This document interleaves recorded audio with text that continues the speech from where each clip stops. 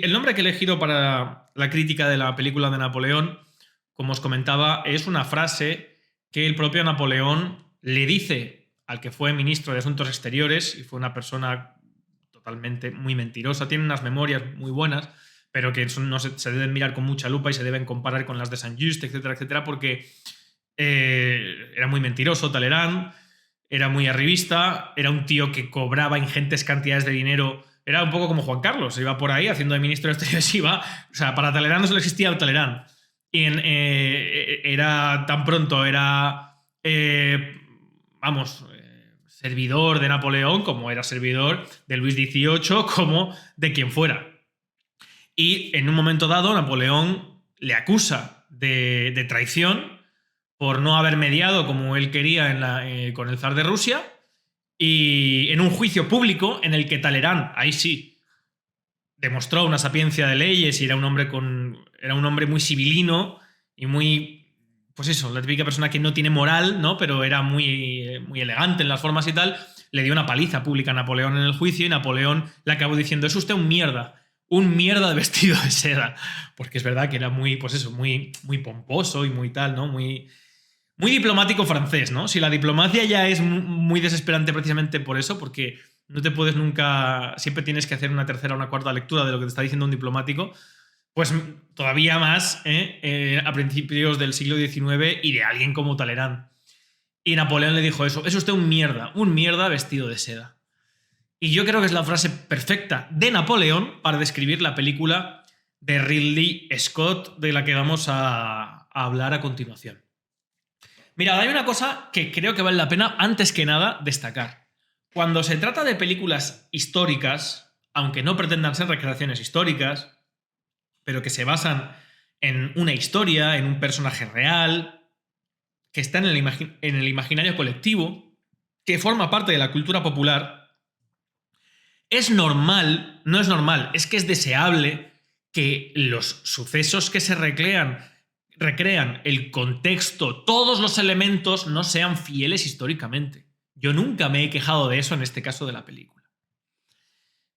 Luego hablaremos de lo del Guardia Marina Negro, que eso, como digo, el lunes va a haber vídeo porque es que eso para mí ha sido, vamos, un ejemplo perfecto de cómo estamos ahora mismo. Pero sigo. La recreación histórica muchas veces es incompatible con el espectáculo.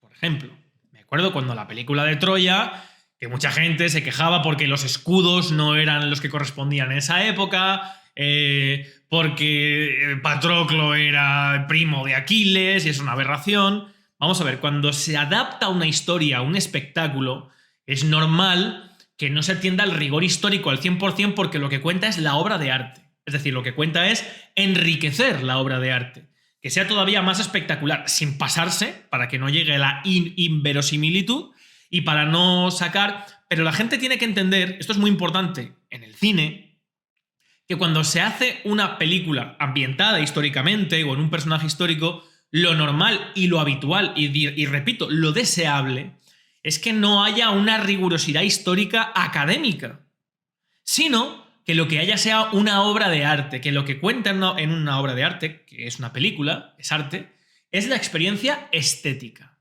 Estética. Y ahí hay que adaptar algunos aspectos para que el espectador pueda meterse mejor todavía en la historia. De hecho, cuando se hacen esas aberraciones, a veces históricas e historiográficas, se hace con la finalidad de que el espectador se envuelva de una manera todavía más involuntaria en la historia que le están contando, para que la experiencia sea todavía mucho más inmersiva. Ahí está justificadísimo adaptar algunas cosas para que mejore la experiencia estética, porque una película, al igual que una ópera, al igual que una obra de teatro o una canción, es una experiencia estética. Y es a través del arte donde muchas veces se abren puertas fantásticas y maravillosas para que la ciudadanía y la gente en general pues se interese por ciertos aspectos. Por ejemplo, Jurassic Park es ahistórica, es acientífica y afísica. Pero gracias a Jurassic Park hubo un boom y un despertar nuevamente por la paleontología y un interés nuevamente por todo el tema de los dinosaurios, etcétera, etcétera. ¿Vale? La película de Troya, aun teniendo muchos errores históricos, volvió el foco y llevó a los espectadores a una historia, ¿de acuerdo? Clásica, griega, y era una obra de arte inmersiva. Gladiator, porque también Cómodo existió, el emperador Marco Aurelio existió, Julio Vero existió, que fue coemperador con Marco Aurelio, el autor de Meditaciones, el emperador sabio, existieron, pero la película de Gladiator adapta y mueve ciertas cosas para enriquecer, y lo consigue. Es decir, repito, el problema de la película de Napoleón no son los errores históricos o las imprecisiones históricas. No, no, no, no, no. Porque eso, repito, siempre está justificado para enriquecer, para envolver, para hacer al espectador todavía más... que se meta más en la historia. ¿De acuerdo? Pero el problema de Napoleón, desde el punto de vista histórico, es que las aberraciones y las manipulaciones históricas no van encaminadas hacia ahí. Es decir, no hacen más enriquecedora la historia. Al contrario.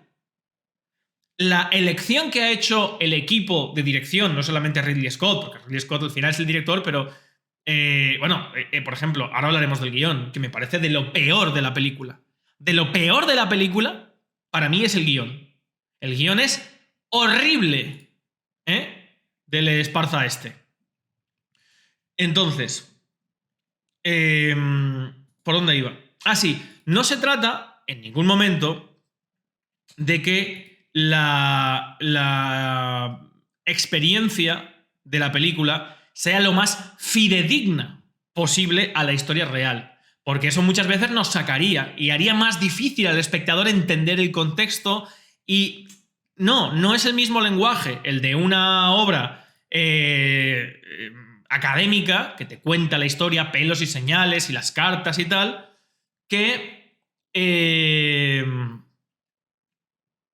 es que estoy pensando, no es Esparza, es Escarpa, David Escarpa. El guión de David Escarpa es horrible, horrible, pero horrible de verdad, o sea, horrible. Yo al final me salí del cine porque ya la película estaba acabando y porque ya lo último que me faltaba era el rollo woke en algo que era imposible. Y en algo que cualquier persona que sepa un poco de historia, el mensaje que estás lanzando es precisamente más racista que la propia historia. Pero luego al final hablaremos de esto, porque eso ha llevado mucha amiga en Twitter y la verdad que me divertido un montón. Bueno, como digo, la película, las modificaciones históricas que hace, las hace... Por ejemplo, solo hay una cosa, un error, que yo puedo entender que sea para engrandecer más la figura de Napoleón, aunque... no tiene mucho sentido porque realmente no te cuenta cómo era Napoleón. Que es en la batalla de Waterloo, al final, Napoleón carga a él. Y eso es imposible. Napoleón, creo que la última vez que participó él en primera línea en una batalla fue en el asedio de Toulon, que sale al principio en la película. Pero luego ya no. Y mucho menos como emperador. De hecho, en la batalla de Waterloo, que aparece Wellington mirándole en una tienda de campaña con un periscopio o un catalejo, perdón, Napoleón no estaba ahí, estaba a varios kilómetros del frente en una granja. Y es que eso se sabe, además. Eso todavía enriquece todavía más la historia, ¿no? Porque ves ahí a los dos enemigos frente a frente, pero sin verse la cara. Son aberraciones históricas que todavía pueden llegar a enriquecer la película, ¿no?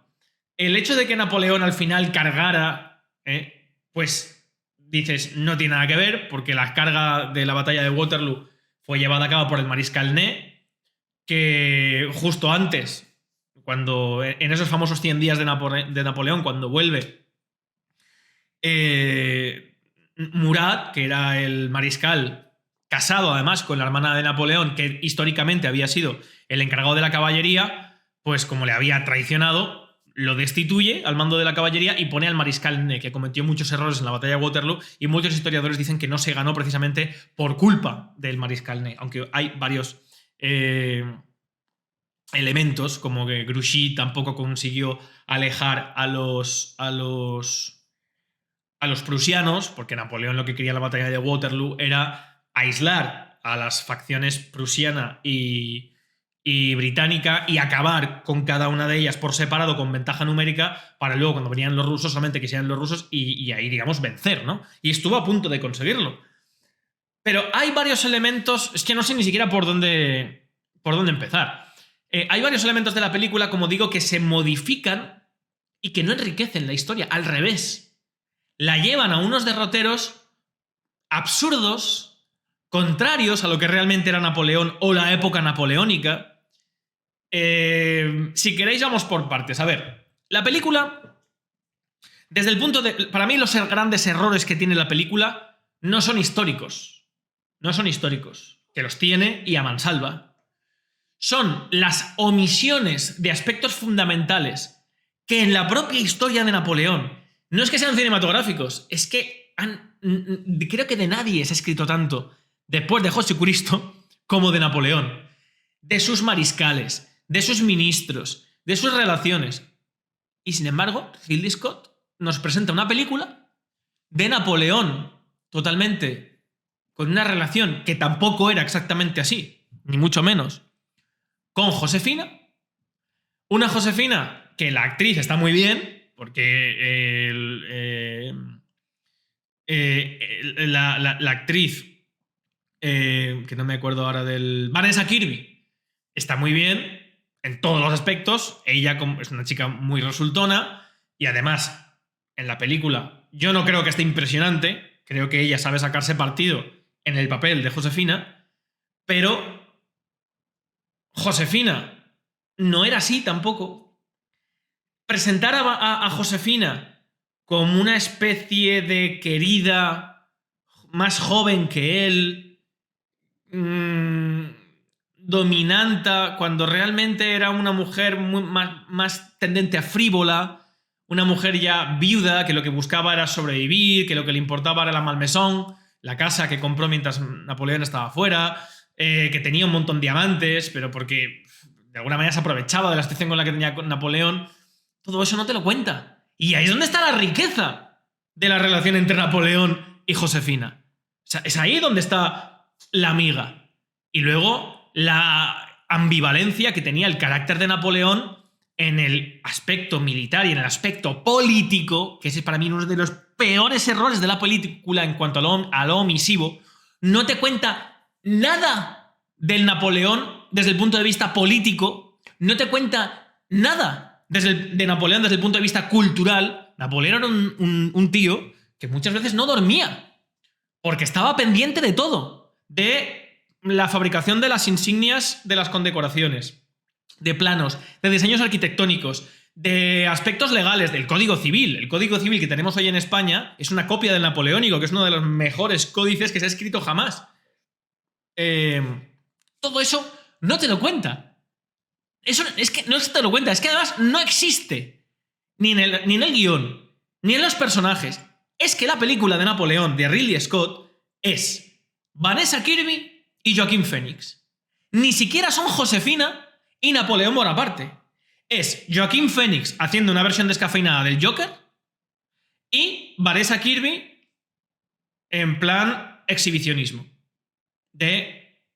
Soy una actriz que sé interpretar y en un momento de mi vida fantástico y maravilloso. Esa es la película de Ridley Scott, con un ritmo infernal, insostenible, aburrida, incluso, yo qué sé, es que no quiero poner ejemplos que la gente luego... Harold Pinter, por ejemplo, un dramaturgo, ¿vale? Harold Pinter es un tío que tú lees las obras, El engaño, por ejemplo. El engaño, que también va de una relación amorosa. Tú lees y sobre el texto parece que no pasa nada. Y dices, ¿pero esto qué es? Es el subtexto que hay. Y llevado a escena, bien llevado a escena, es brutal. Porque los actores en el guión no te están contando nada, pero lo que está pasando a través del subtexto es un montón de cosas. Ahí está la riqueza, precisamente, de Harold Pinter, en el caso del engaño, pero eso es muy característico del dramaturgo Harold Pinter. Eso no lo ves entre el personaje de Napoleón y de Josefina, interpretado por Joaquin Phoenix y Vanessa Kirby. ¿No lo ves? Los silencios no dicen nada. Las conversaciones que tienen y los momentos que tienen, lentos, entre ellos, no están rellenos de nada. Están rellenos de... Bueno, pues... No sé. De repente la otra le enseña ahí el parrús. El otro se queda ahí un poco... Oh. Es que de verdad, o sea, yo creo que es una de las peores películas de alto presupuesto que he visto en mi vida. O sea, lo digo en serio. Desde el punto de vista del guión, desde el punto de vista del ritmo, dicen que es la versión corta, son 2 horas y media. Hay una versión completa que son 4 horas, pero que como sea igual la película, es insoportable. O sea, es insoportable. Entonces, repito, el problema que tiene la película de Napoleón no es... De hecho, lo único bueno que tiene la película, lo único bueno que tiene es las batallas, el problema de las batallas, o sea, digo, la espectacularidad de las batallas, porque eso Ridley Scott sí lo cuenta muy bien. Por ejemplo, para mí, lo mejor que tiene la película es la fotografía. Es lo único. La fotografía y el vestuario. Aunque hay muchas incorrecciones en el vestuario. Pero eso se permite, por ejemplo, que Napoleón lleve tanto el bicornio con los ribetes dorados, que no lo llevaba casi, más que para algún retrato o tal, llevaba siempre el negro de fieltro, el característico. Pero bueno, eso se permite. ¿Por qué? Porque... aunque tampoco te cuenta de Napoleón, porque Napoleón precisamente no era como Robespierre, que sí que era un tío que se burlaban de él porque iba siempre empolvado, con unas pelucas, con unas mantillas, unos trajes. Napoleón no era así. Napoleón era un soldado, era un hombre muy austero. Era un hombre de campamento, un hombre de cuartel. Era un hombre sencillo. Aunque luego cuando se corona emperador sí que le pone toda la pompa y tal. Napoleón, en su día a día, era un militar, era un pequeño corso. Siempre fue un pequeño corso. Siempre lo dice hasta él mismo. Creo que tiene una frase magnífica que le dice a su familia, porque su familia le sangraba todo lo que podía y más, que le dice... yo siempre soy aquel pequeño cabo que en cada batalla me lo juego todo. En cada batalla es o todo, o la gloria, o nada. O toma por culo. Imaginaos la tensión. Eso no te lo cuenta. Es que ahí es donde está la riqueza de Napoleón.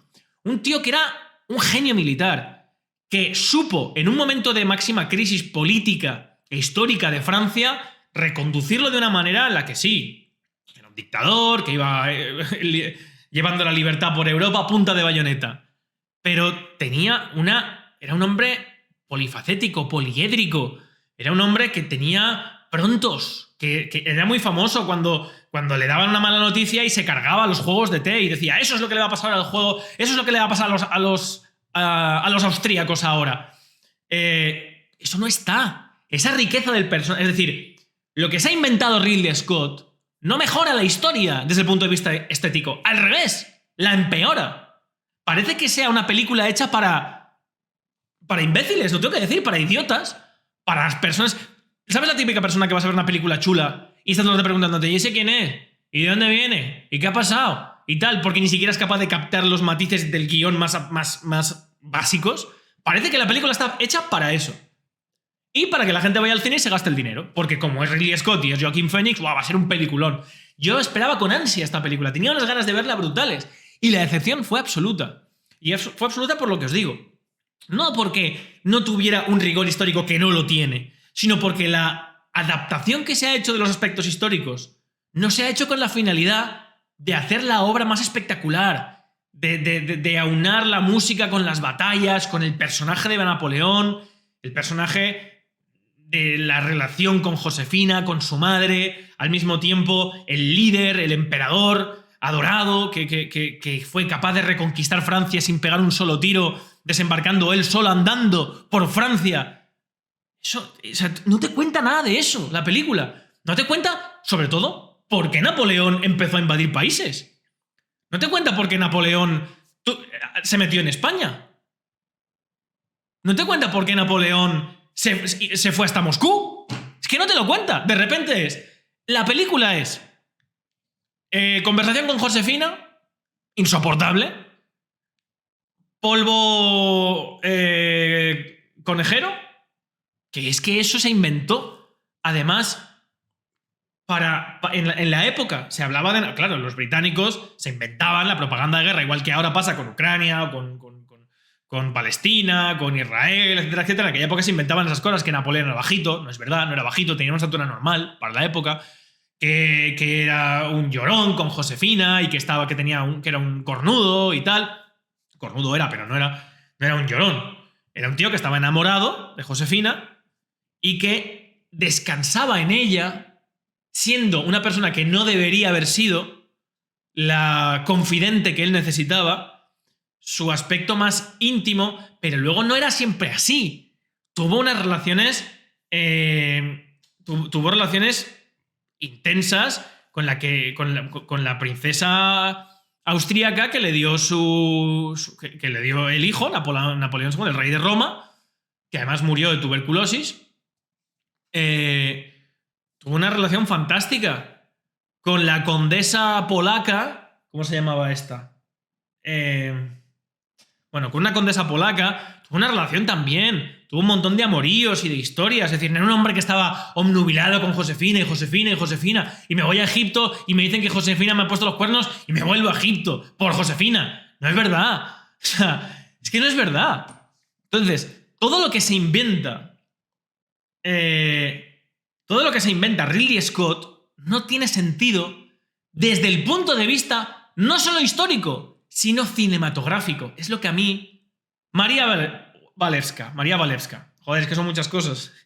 Y hablo de memoria porque, obviamente, yo he leído sobre Napoleón porque me parece un personaje políticamente fascinante y sobre todo de la Revolución Francesa. He leído un montón y luego vamos a hablar, si queréis, podemos hablar del golpe del 18 de Brumario, que en la película es... En la película es que es lo que digo, se lo inventa, parece como para hacer para que la gente más tonta y más idiota, la gente más estéril, estéticamente hablando, diga, ah, vale, he entendido. Es como un Bad Bunny adaptado al cine de Napoleón. Es frustrante. La experiencia que yo he tenido con la película es frustración. Yo me he sentido frustrado. Porque en una película con una fotografía tan buena, con un buen director, con unos buenos actores, lo tenía todo para ser una gran obra de arte, para ser una película como Gladiator, pero sobre Napoleón. No es nada de eso. No es que sea nada de eso, sino que es todo lo contrario. Es lo opuesto. Ni siquiera es una caricatura de Napoleón. Es Joaquín Phoenix. Lo que tú ves es a Joaquín Phoenix disfrazado de Napoleón, haciendo de Joker, y ya está. Eso es la película. Es así. Y lo siento mucho porque habrá mucha gente... Claro, obviamente los franceses y los historiadores han puesto el grito en el cielo porque la película, además, históricamente es aberrante. La batalla de Egipto, que es Bueno, todo lo que luego los ingleses se han vanagloriado de ir a Egipto, de descubrir el Valle de los Reyes, de la tumba de Tutankamón, todo eso empieza con Napoleón.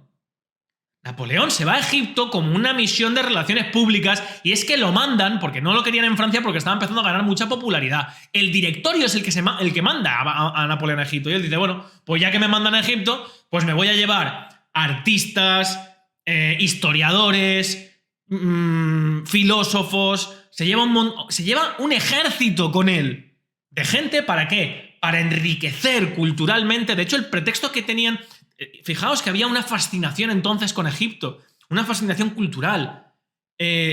Los propios generales de Napoleón, que ahora hablaremos de ello también, porque es que otro aspecto deleznable de la película es que no te cuenta nada de los mariscales de Napoleón, ni siquiera de los que estaban conectados con su familia, como Murat, o el mariscal Ney, o al final Grouchy. O sea, no te cuentan nada. Y los mariscales de Napoleón fueron clave en la historia de Napoleón, fueron clave para Napoleón, fueron clave para... Y además es que meterlos hubiera sido un acierto, porque son unos personajes secundarios brutales. Los personajes, las traiciones, las ambiciones, como la propia hermana de Napoleón hace un pequeño complot cuando él está en España con Murat que era, vamos, un mariscal con él que tenía una relación fantástica y lo traiciona para intentar llegar al... O sea, es que hay... Os lo digo, hay tanto malo en esta película, incluso no sabiendo nada de Napoleón. Yo me fui con una amiga, que además la tuve que casi llevar a rastras porque que no le gusta tampoco mucho el cine y tal, pero me dice, es que no sé nada de Napoleón. Ha terminado la película y no sé nada. Solo sé que era un tío que estaba encoñado de una chavala y que luego iba por ahí haciendo la guerra. Porque sí. De hecho, ni siquiera sabrías dónde está en cada momento si no fuera porque... Fijaos el recurso cinematográfico que pone Napoleón, conversación con Josefina y de repente batalla de Austerlitz. Y te pone 1800 Austerlitz. Te lo pone con un letrero. O sea, ni siquiera es capaz el guión de llevarte a esos sitios. Es que eso es incomprensible. Como digo, porque en la historia de Napoleón, o sea, la historia de Napoleón y de la época y del ascenso y la caída de Napoleón, de por sí, ya es una obra de arte histórica. Ya es una experiencia que tú lees los libros de historia sobre Napoleón y aunque no te guste la historia, estás enganchado. Porque es fascinante lo que pasó en esa época, en Francia. Es fascinante. Y Ridley Scott se lo pasa por el forro. Y se lo pasa por el forro, repito, no para mejorarlo, ni para hacerlo más adaptativo. Bueno, si estamos viendo en la decadencia en que la gente ya está rozando el 69 o 70% del coeficiente intelectual, es decir, borderline, entonces lo puedo llegar a entender. Porque no, vamos a quitar todos los personajes que la gente se pierde. De verdad, es una película para mí, es que ni siquiera hecha para gente, para dummies, ni siquiera eso. Entonces, no lo comprendo. No lo comprendo por qué Ridley Scott ha hecho esto. Salvo que no sea para decir, voy a coger a Joaquin Phoenix, que es el mejor actor con el que yo tengo relación y grandes películas, voy a disfrazarlo de Napoleón y voy a hacer una película que se llame Napoleón para que la gente vaya al cine. Como hicieron con Indiana Jones y la Calavera de Cristal, por ejemplo. Es lo único que se me ocurre. Y venga, vamos a hacer esto así y vamos a poner una buena actriz, venga, Vanessa Kirby. Pero es mucho más joven que él y Josefina era mucho más mayor. De hecho, lo característico de esa relación, lo que te dice mucho de Napoleón, es que ella era mucho más mayor que él. Y además se notaba. Al final de su vida, Josefina, hay testimonios de cómo incluso tenía los dientes podridos y le apestaba la boca. Y aún así, Napoleón la seguía queriendo. Entonces, bueno.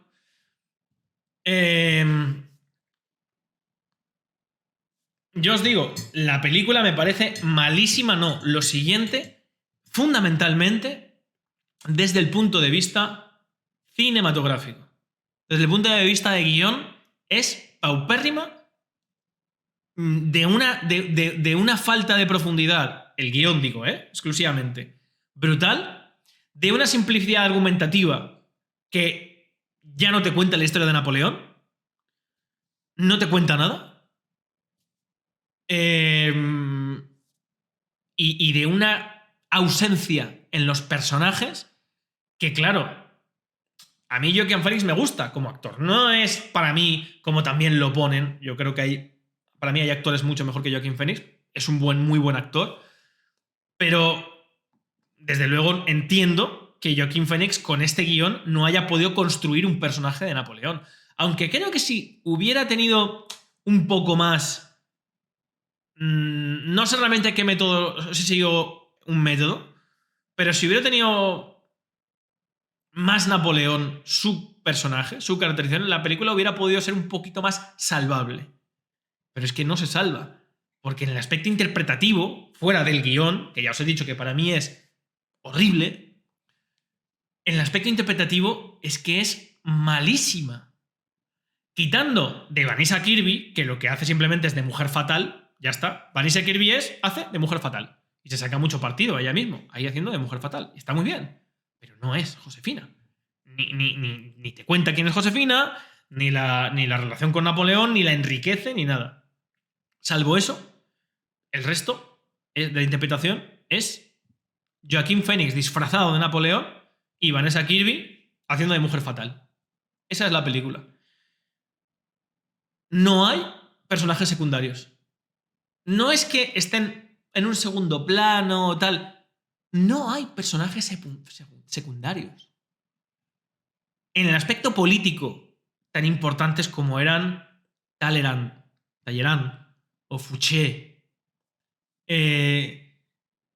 incluso cómo se destituye a Robespierre, el 9 de Termidor.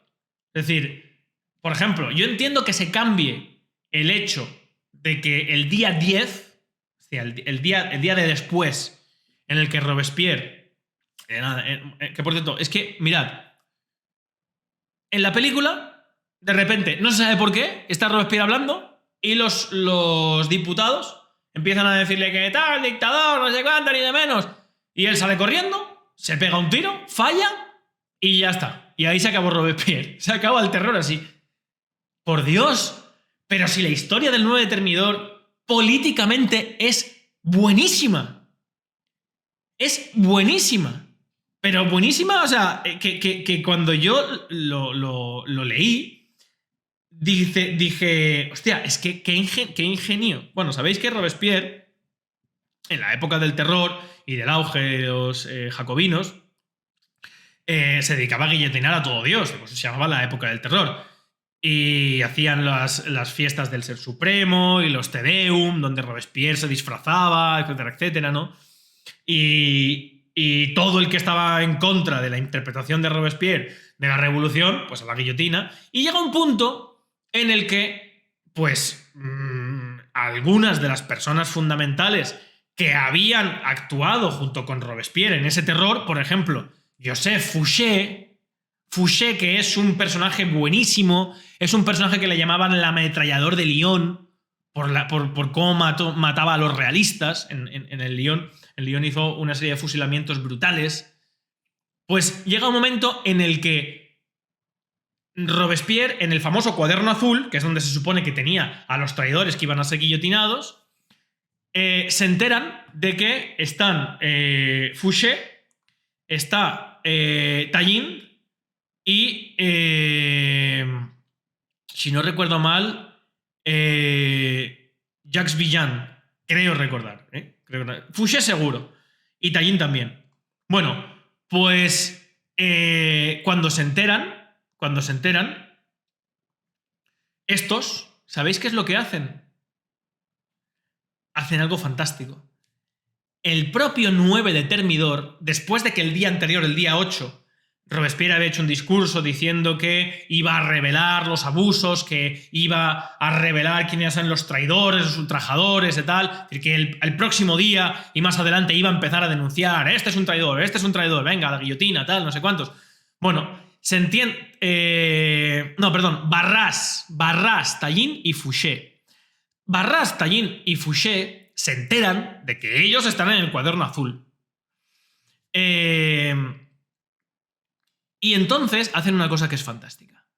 Se van a la puerta de lo que sería el Congreso de los Diputados, es decir, la puerta de la Asamblea Nacional, y ¿sabéis lo que hacen? Antes de que llegue Fouché, antes de que llegue Robespierre, a cada uno de los diputados le van diciendo, oye, ¿qué haces aquí? Que tú estás en el cuaderno azul, te van a guillotinar. Ahora nada, en cuanto empiece a hablar Robespierre, va a decir tu nombre y te van a detener ahí en medio de la cámara.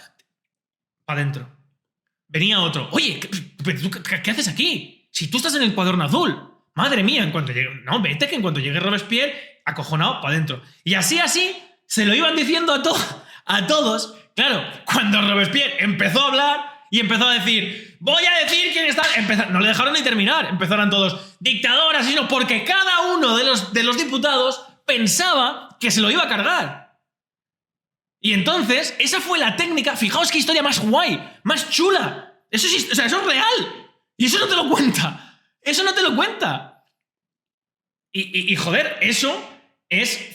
Bueno, me parece una maniobra súper inteligente. De Fouché, de Tallin, de Barras, de decir, bueno, ¿cómo nos salvamos nosotros? Aquí Robespierre, el incorruptible, nos va a guillotinar. Y hacen eso y les salió bien. Pues eso no te lo cuenta.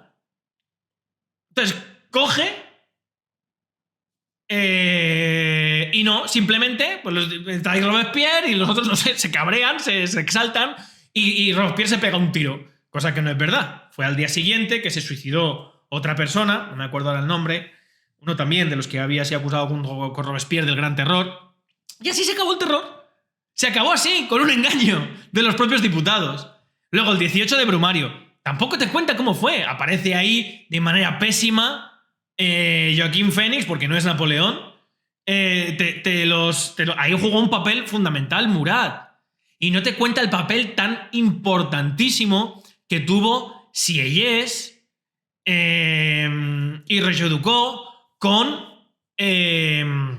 Napoleón para crear el consulado. ¿Cómo es? Ante la corrupción brutal del directorio que había, Roger-Ducos y el abad de Sieyès, que tuvo un papel fundamental antes, están los escritos del Tercer Estado, en 1789, etcétera, etcétera, y Sieyès es un curita, que fue el que además amenazó a Luis XVI con no pagar impuestos, con constituirse ellos solos en la Asamblea Nacional del Tercer Estado, y la primera medida que iban a hacer no pagar impuestos, para forzar al rey a aceptar el voto por cabeza en vez de por estamento, por primera vez en la historia, fue el propio Sieyès. Bueno, en el directorio, después de la muerte de Robespierre y de la muerte del terror, la corrupción era tan grande que Sieyès, Roger-Ducos y Sieyès le ofrecen a Napoleón dar un golpe de Estado. Y no te cuenta nada de eso. Te aparece Napoleón y te dice, este Sieyès y este Roger-Ducos. Y ya está, ya toma por culo. Y no te dice nada más. No te cuentan que aprovechan que Napoleón viene de Egipto con una propaganda, porque la campaña de Egipto fue un poco desastre en el aspecto militar, pero sí en el aspecto cultural. Napoleón la aprovechó muy bien. No te cuenta cómo Sieyès coge y le convence y cómo hacen, digamos, esa estratagema, ¿no?, de convocarlos lejos de París, ese 18 de Brumario, ¿no?, de 1799. Y cómo el papel fundamental que juega ahí es Murat. Murat, de hecho, llega un momento en el que Napoleón, cuando entra y dice, bueno, tal, venga, de hecho, él no entra como en la película de Ridley Scott, exaltado porque está escuchando ahí detrás, sino que entra en un momento para decirles, oigan, pónganse de acuerdo, voten, que lo que queremos es salvar la República, es salvar la revolución, y no le dejan hablar, y bueno, y hay ahí un forcejeo con dictador, tal. Entonces Napoleón sale y dice, no, hemos fracasado. Y Sieyès empieza a decirle a Napoleón, ¿a dónde se van a ir? ¿Dónde van a huir? Porque dicen, ya, le han declarado a usted fuera de la ley, a Napoleón le declaran fuera de la ley, ya no tiene mando, ya no tiene nada, ya hemos perdido. Y entonces Napoleón se acuerda de que está Murat con su ejército allí y entran con Murat, secuestran, no les apuntan allí y les dicen, venga a votar. No, les secuestran a los diputados porque dicen que hay un complot y que hay una falta de seguridad, etcétera, etcétera, y ahí ya pues les coaccionan para que voten a favor, ¿no? Un abogado hablando como historiador, me gusta. Bueno, es que, claro, en el mundo actual, en el que uno estudia una carrera, se dedica a algo y no tiene ninguna pasión por nada, pues entiendo que lo veáis así, ¿no? Pero yo he estudiado muchas cosas en mi vida, he leído mucho en mi vida de historia, de artes escénicas, de pedagogía, de filosofía, de política, y hablo de esto porque creo que podéis ver que sé bastante un poco de la Revolución Francesa y de Napoleón. Desgraciadamente hoy en día vamos en la línea opuesta, ¿no?, en que uno tiene que especializarse en una cosa y no tener más inquietudes. Lo siento, porque es verdad que hoy en día además eso suele despertar incluso alguna rencilla, alguna... este que habla de esto y luego habla de lo otro, ¿de qué va? Pero bueno, es lo que hay, ¿no? Así que... En fin. La película me parece una mierda vestida de seda. Digo vestida de seda porque la fotografía es buenísima, el vestuario es muy bueno, pero la película es aburridísima, no tiene nada que ver con Napoleón. no os enriquece ni te cuenta nada de la historia de Napoleón, porque es Joaquín Phoenix disfrazado de Napoleón, muy bien disfrazado de Napoleón, Vanessa Kirby de Mujer Fatal, y pelea, escena entre ellos dos, batallita. Escena entre ellos dos, batallita. Otra cosa que tampoco te cuenta, y es la genialidad militar de Napoleón. Ya no te digo el aspecto político histórico, que es apasionante y que también se lo pasan por el forro, sino en las propias batallas. En las batallas hay errores que, como digo, no redundan en mejorar, al revés, empeoran. Por ejemplo, hay un momento en el que están, no sé si es en la batalla de Austerlitz o en cuál, en la de Borodino, bueno, están están los soldados ahí agazapados, con telones tapándose y escondidos y en trincheras.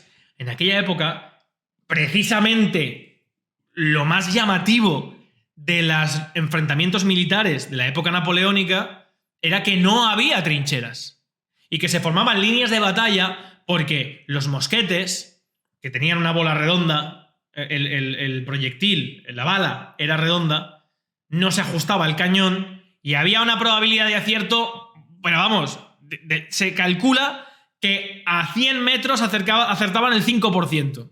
El 5%. O sea, que imaginaos.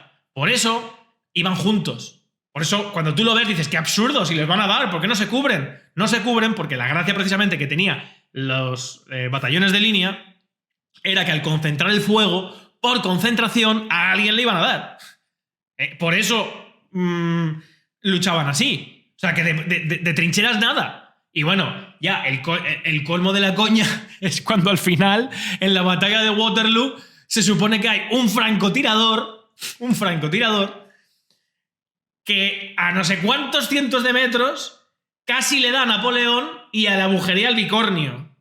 Bueno, eso obviamente, eso es una licencia cinematográfica que todavía se puede permitir. Desde el punto de vista histórico no tiene ningún sostén, precisamente por lo que he explicado antes. Era prácticamente imposible.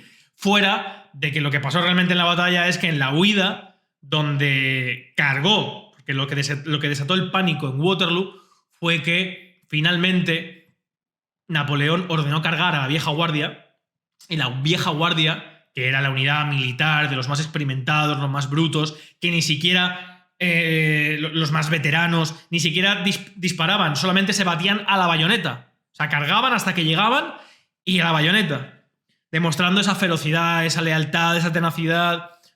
Pues al final tuvo que cargar la vieja guardia y se batió en retirada. Cuando la vieja guardia de Napoleón se bate en retirada es cuando Napoleón pierde la batalla. Porque empieza a correr la voz entre los franceses, la guardia se retira, la guardia se retira. Y todos decían, no puede ser, si la vieja guardia es un grupo de fanáticos que protegen al emperador y que si tienen que morirse y todos se mueren. Bueno, pues no. En Waterloo salieron todos por patas y es cuando realmente Napoleón pierde la batalla, precisamente por eso, ¿no? Pues, no, si no estoy contando la película. Nada de lo que estoy contando sale en la película. Estoy contando historia. De lo que no sale en la película y de lo que no te cuenta en la película.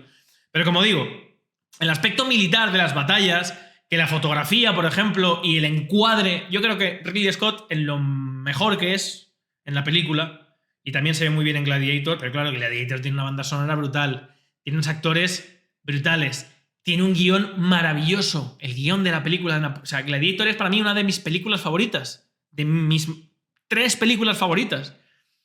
Por ejemplo, también Los duelistas, de Ridley Scott, su primera gran película, un peliculón, Los duelistas. Yo que he sido maestro de esgrima y que he hecho esgrima muchos años, esgrimísticamente es brutal, históricamente es brutal. La película, lo que te cuenta, el guión, el odio de ellos dos a través de las guerras, persiguiéndose y peleándose. Es brutal esa película. No entiendo lo que ha hecho Ridley Scott ahora mismo con Napoleón. Sinceramente, no lo entiendo. No lo entiendo. Es decir, no es que no sea coherente históricamente, es que cinematográficamente y estéticamente, como obra estética, como obra de arte, que es lo que debemos entender que es una película, no es una recreación histórica, es una basura. Cinematográficamente, interpretativamente, argumentalmente, en todos los aspectos. Me parece una pésima película. Una pésima película. A pesar de tener todos los ingredientes para poder ser muy buena. Como decía, militarmente no te cuenta por qué Austerlitz fue una gran batalla. No te cuenta cómo la planificación que hace Napoleón en Austerlitz es brutal desde el punto de vista técnico y el conocimiento militar que tenía sobre el terreno, que hasta hoy en día se sigue estudiando esa batalla por el conocimiento que demostró Napoleón, donde sus adversarios hicieron exactamente lo que él quería, mostrando una debilidad en el flanco derecho y ofreciendo un monte elevado para que lo ocuparan y escondiendo entre la bruma a 10.000 o 20.000 efectivos que, en cuanto cuando los austríacos subieron al... los rusos subieron a esa loma, los franceses, bueno, estaban preparados, los arrinconaron y acabaron con ellos, ¿no? Militarmente no te cuenta nada de eso, no te cuenta nada, es que no te cuenta nada políticamente interesante,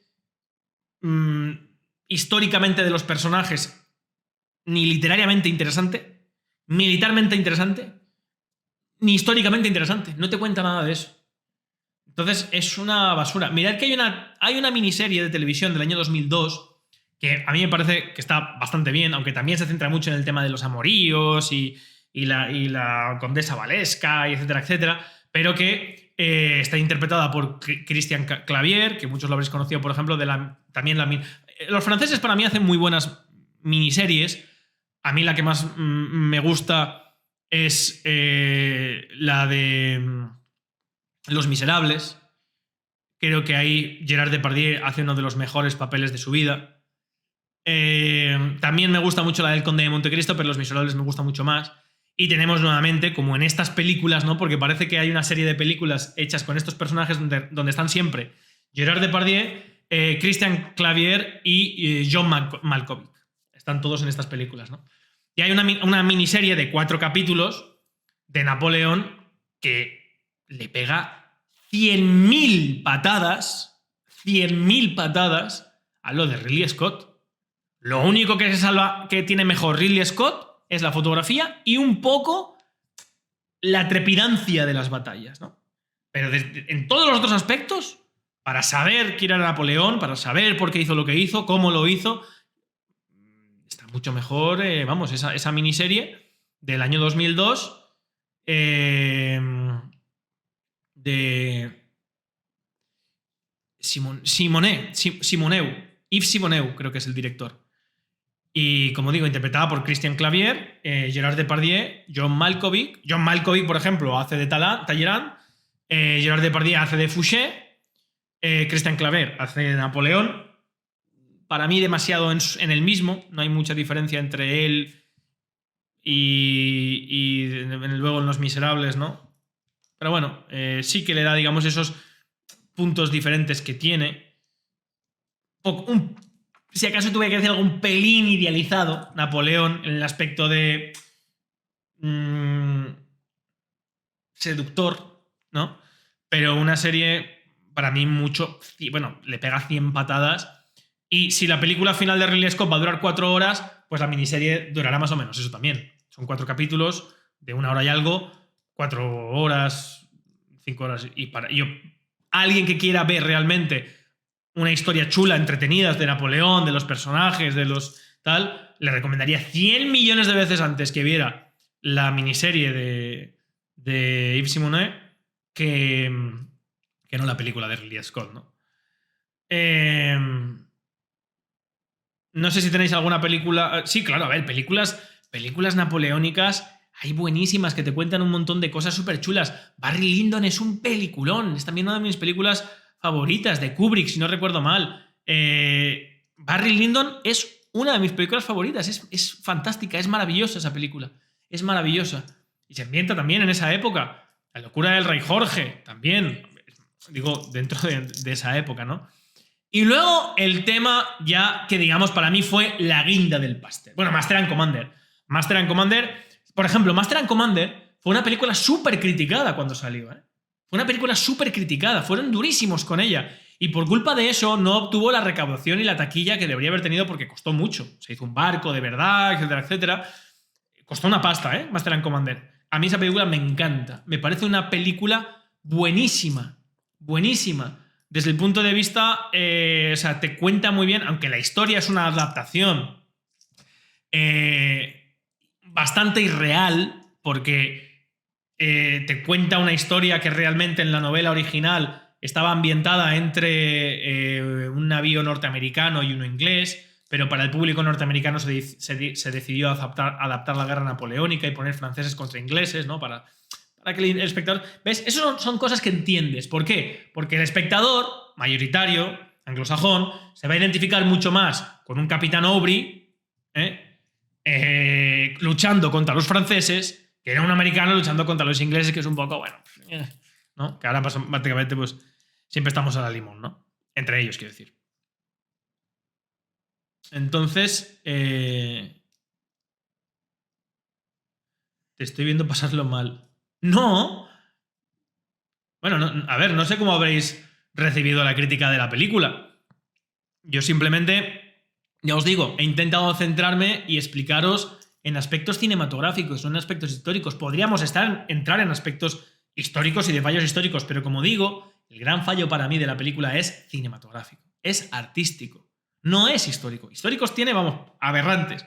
Pero ya para mí la guinda del pastel, que ya cuando estaba acabando la película le dije a mi amiga, mira, vámonos, porque ya se va a ir a Santa Elena y ya esto ya es lo último. Ya lo último que me faltaba fue, y ahí es cuando viene la... Voy a abrirlo para que lo veáis. Fue cuando veo en una escena final. Bueno, primero que cada vez que hay una escena así de personajes importantes, como durante la coronación de Napoleón, etcétera, etcétera, te ponen a un negro siempre, ¿no? Te ponen negro siempre y dices, bueno, vale, porque aunque, por ejemplo, Napoleón, ¿vale? La Revolución Francesa abolió la esclavitud, pero Napoleón, 1802, creo recordar, vuelve a poner otra vez la esclavitud. La vuelve a intentar implementar. Aunque, por ejemplo, en Haití, porque Haití ya prácticamente en estado propio, no lo consiguió. Pero te ponen ahí a un general negro, que dices, bueno, vale, bien. A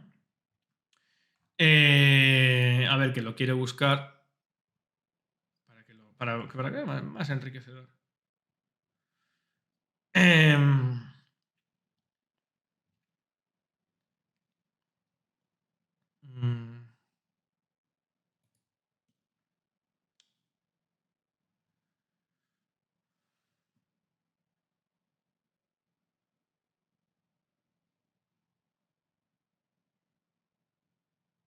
Es que no entiendo esto, es que cada vez que lo veo, todo el mundo, un detalle sin importancia, tal, no sé cuántos. Mira.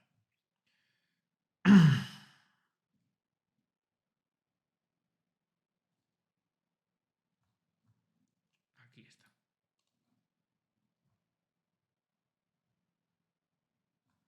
Joder, no lo he perdido ahora. Me he puesto a mirar.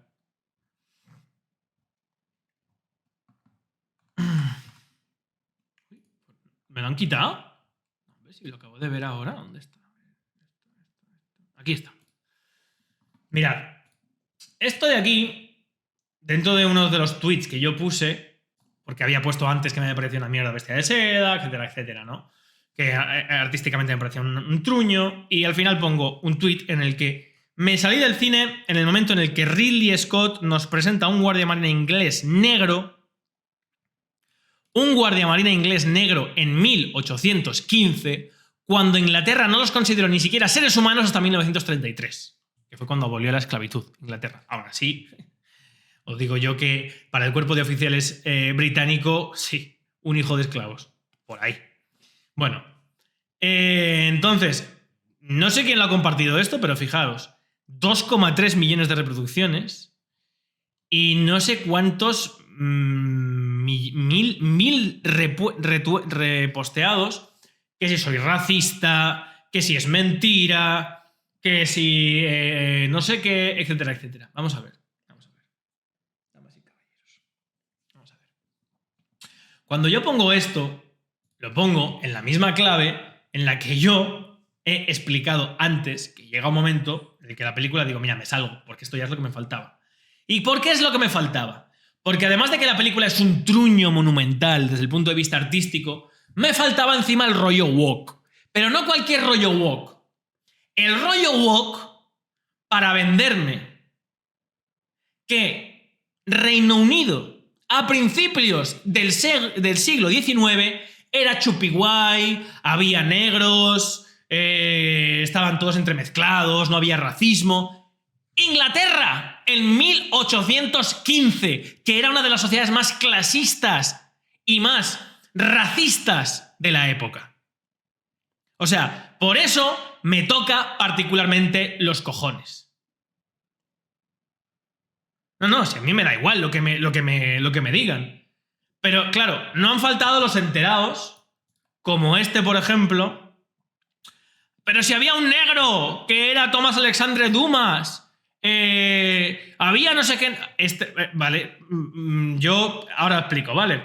Había otro negro que era Holiday on Me, en no sé qué historia. Había un capitán de fragata que se llamaba John Perkins, que era además oficial británico. Vamos a ver, damas y caballeros. Me parece que ustedes no entienden lo que yo he puesto aquí. La élite de la sociedad británica en el siglo XIX era la oficialidad. Para ser oficial, ya no de la Armada, del ejército británico, tenías que venir de alta cuna y de alta familia. Es más, en el caso incluso de España, tenías que venir, si puede ser, de la nobleza. Os pido y os invito a que leáis La vida a las órdenes de las estrellas, de un fantástico capitán como los tenía España en aquella época, que era el capitán del San Juan Nepomuceno, Damián Cosme Churruca, que murió en la batalla de Trafalgar porque le voló una pierna, si no recuerdo mal, un cañón, y no rindió el San Juan Nepomuceno hasta que él no se había muerto. Uno de esos héroes que no haya en España, sí. Bueno, es literalmente imposible que en Reino Unido en 1815 se admitiera como guardia marina, que es como entrar en la Academia de Oficiales. Para entrar en la Academia de Oficiales tenías que presentar que si tu padre era conde o duque o te acreditaba no sé quién, que era duque o conde no sé cuánto. Es decir, había un racismo y un clasismo brutal, brutal. Y los negros eran basura. No estaban considerados ni siquiera para poder ser en aquella época. Ya no digo gente de la alta sociedad, sino personas que podían hacer carrera. Hay un caso de John Perkins, que era un mestizo, es decir, que su padre no era negro, era británico, ¿vale? Y como conocía muy bien las aguas de Jamaica y de Haití, y en Haití no estaba abolida la esclavitud, por eso sí había militares negros franceses, no británicos, franceses, ¿de acuerdo? Lo usaron para... le nombraron en un momento al mando de una goleta, de una pequeña embarcación, no llega a 12 cañones, para acciones militares de espionaje, porque en Haití sí había altos, por ejemplo, el caso que aquí me presenta este tío, ¿no? Es que a mí es lo que me toca la moral, que gente que va de lista y va de enterada... ¿Dónde está? Es que...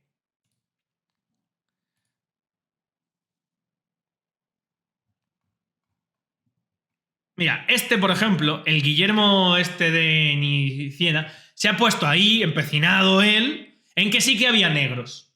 No había negros. No había negros y me juego los huevos porque es imposible. Porque igual que para casarte en la Alemania nazi tenías que presentar una acreditación de que eras ario, en aquella época para entrar como aspirante a oficial, a la carrera de oficiales, a la escuela de oficiales, lo que sería hoy la Academia de Zaragoza, para ser oficial británico tenías que venir de alta familia y de alta cuna y no podías ser hijo de esclavos. Es imposible. ¿Por qué? Porque la sociedad británica del siglo XIX era racista y clasista a más no poder. Hasta tal punto que incluso el dueño de Jameson, el whisky, compró a una niña negra para ver cómo en una tribu africana se la comían viva, para verlo él. Esa era la Inglaterra del siglo XIX. y me pone aquí una foto de un tío que es por el sable, ya se ve que es francés, que es el que fue gobernador de Haití, ¿vale?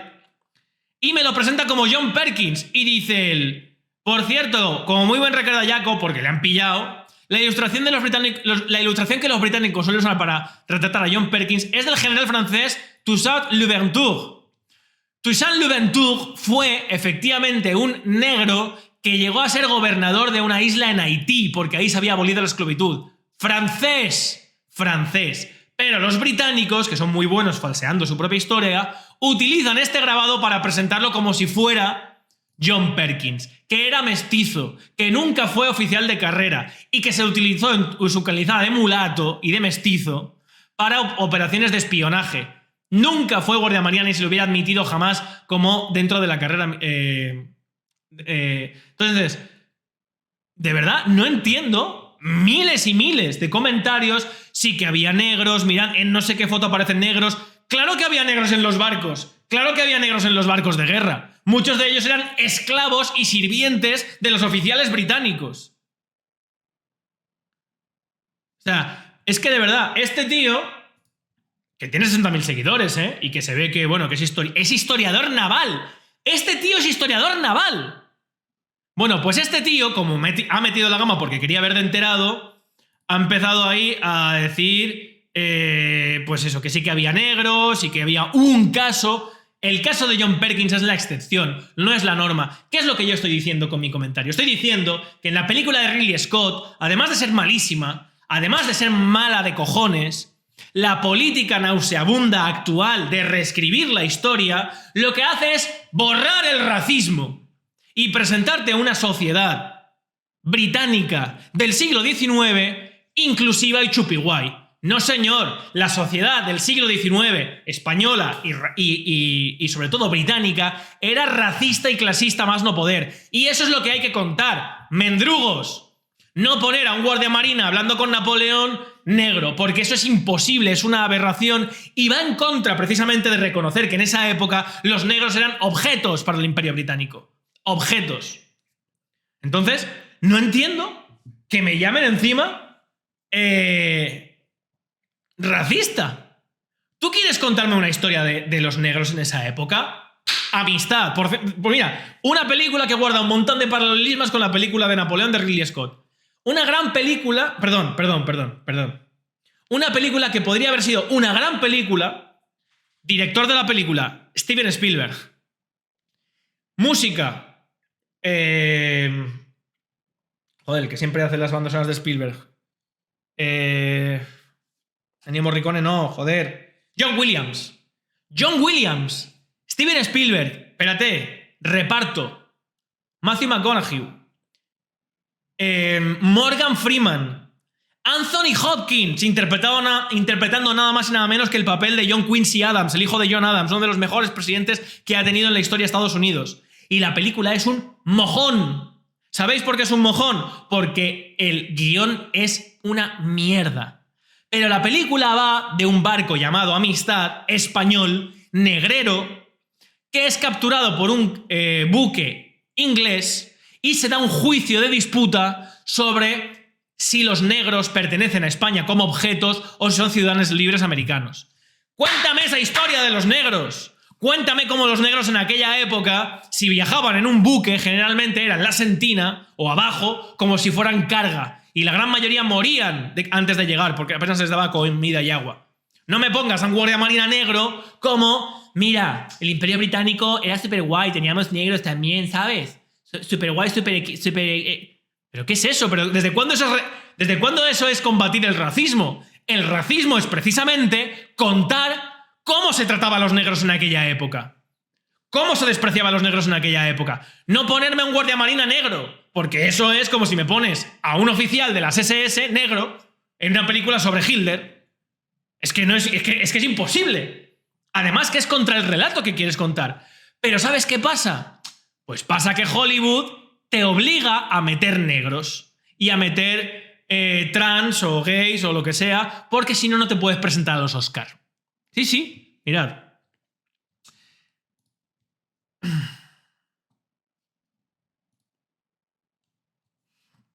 Entonces, id a Twitter y enseñar. Y esta gente se ha ido. No, pero tú has dicho que no había ningún oficial. Y había uno. Vale, había uno, no, pero yo no he dicho eso. Yo he dicho que no es posible en aquella época que pudieras estudiar como oficial de la Royal Navy porque el almirantazgo te exigía, para poder presentarte, que tus padres fueran nobles. Y que fueras un puto aristócrata de mierda. Eso es lo que en aquella época funcionaba. Y si este tío es historiador naval de verdad, debería saberlo. Yo creo que lo sabe. Lo que pasa es que ha querido ir de listo, se ha encontrado con el aplauso fácil en Twitter de toda la gente woke. ¡Racista! ¿Por qué no puede haber un negro guardia marina? Pero ¿cómo somos tan...? Es que claro, no me extraña que luego Ridley Scott haga las películas que hace. Si mirad cómo estamos. Si lo que estoy diciendo precisamente es lo contrario. La historia de esa época no es esa. La historia de esa época es que los británicos y los españoles eran unos esclavistas de mierda y trataban a los negros como basura, porque no les permitían ni siquiera entrar en la escala de oficiales como guardiamarinas. No podían. Ni los pobres tampoco, porque era una sociedad racista y clasista. Y es así como se dice, mirad, hoy en día no pasa eso. Es así como se combate el racismo, exponiendo el racismo. No sé. Yo no sé si vosotros... No sé si es tan difícil... No sé si esto es difícil de entender. Yo creo que no, es difícil de entender. Los batallones negros no existían. Vamos a ver, Merck, ¿eres sordo o te lo haces? He dicho para entrar en la escala de oficiales, que era la élite social. La élite social del Imperio Británico, lo que hacían los nobles que querían ser héroes, se metían en la oficialidad. Claro que había soldados y había marineros negros, por supuesto que sí, y esclavos a punta pala. No es lo mismo un esclavo que un marinero, pero casi. La vida de los marineros en esa época en los buques de la Armada Británica y también de la Española era prácticamente lo mismo que la esclavitud. Era brutal. ¡Brutal!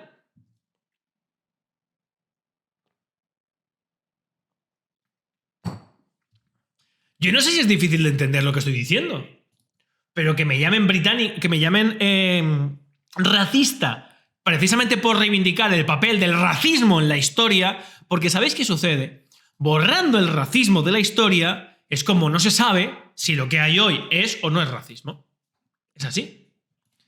¿Quieres contarme una historia de los negros en esa época? Mira la película de Amistad. Una película, como digo, que desgraciadamente tiene un muy mal guión, pero podría haber sido un peliculón. Cuéntame esa historia. ¿Quieres contarme la historia de los negros en la película de Napoleón? ¿Vale? Cuéntame en Haití, cuando Napoleón intentó instaurar nuevamente la esclavitud y ya no pudo, porque se constituyó un estado propio, donde ya había negros con posiciones de poder.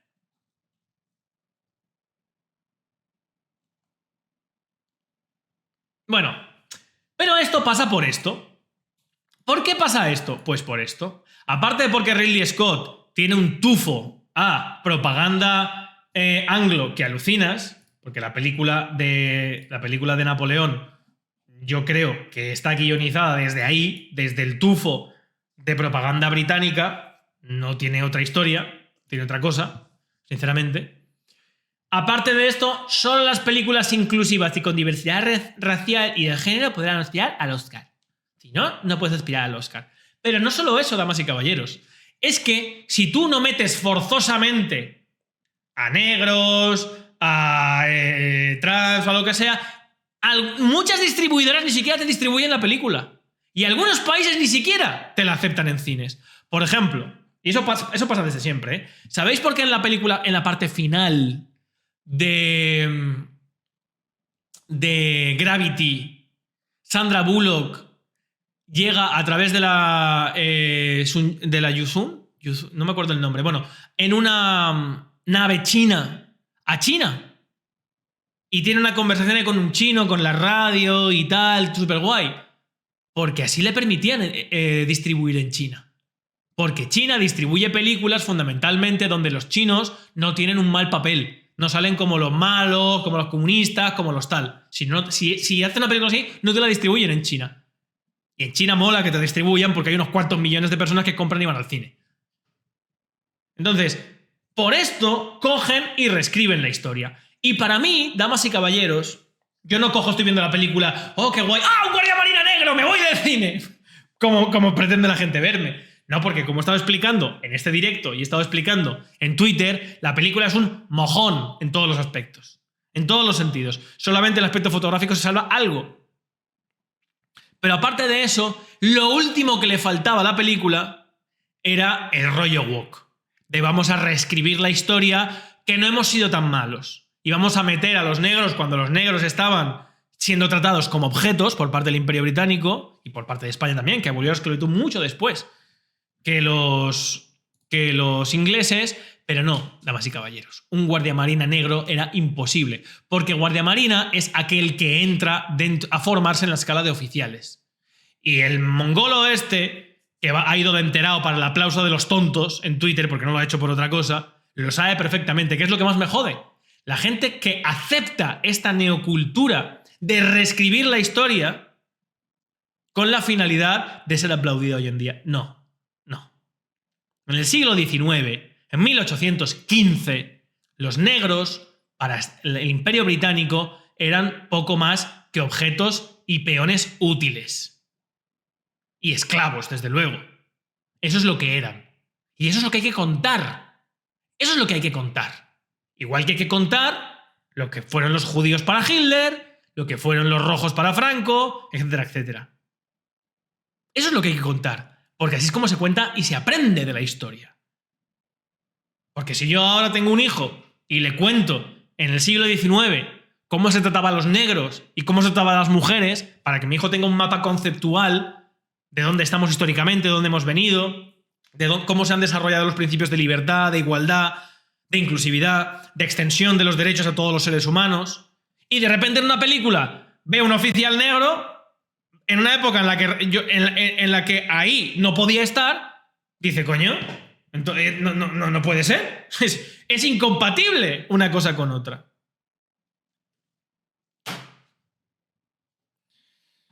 Entonces, bueno.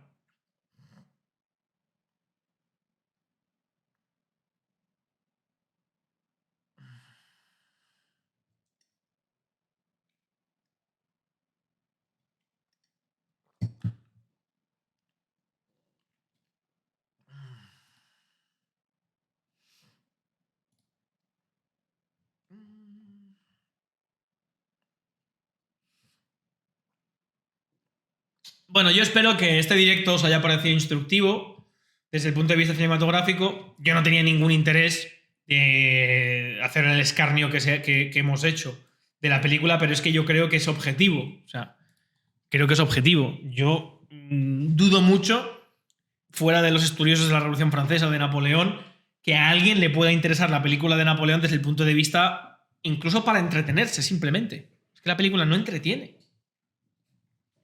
Es que ni siquiera entretiene. Y como digo, ya lo que me faltaba era el rollito woke. De Napoleón ahí, con un negro guardia marina, con un grupo de guardiamarinas y uno negro ahí en plan de, oh, no. El Imperio Británico a tope. Black Lives Matter. No. El Imperio Británico en aquella época era lo que era. Y la sociedad británica es y ha sido una de las más clasistas y racistas de su época. No así la francesa. No así la francesa. De verdad. Que fue de las primeras, si no la primera, en abolir la esclavitud. De hecho, hay un comentario en la película del Patriota del personaje francés donde le dice a un colono, ¿no?, británico que se burla de un negro por estar peleando junto con un negro, que le dice su sentido de la libertad es tan pálido como su piel. Precisamente porque los franceses ya habían abolido la esclavitud, aunque Napoleón, como digo, luego la intentó volver a implementar infructuosamente en muchos sitios, como por ejemplo en Haití. Pero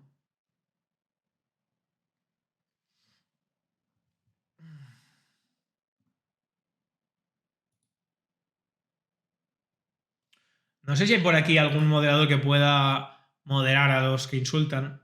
Yo no me acuerdo de moderar aquí.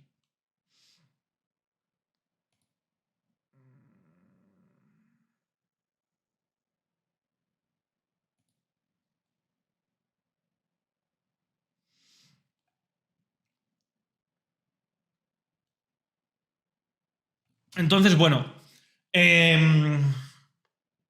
La película, en resumidas cuentas, es una película aburrida. Es una película que no tiene nada que ver con una ni siquiera experiencia estética. No busca ser en ningún momento, ni lo consigue o no lo pretende. Es que yo creo que ni lo pretende, sinceramente. Yo creo que ni lo pretende. No pretende ser entretenida. Ni pretende contarte una historia chula y guay. No te cuenta nada. Es una película aburrida, es una película plana, es una película sin matices, es una película sin interés, no te atrapa, no te interesa la historia, no te engancha en ningún momento.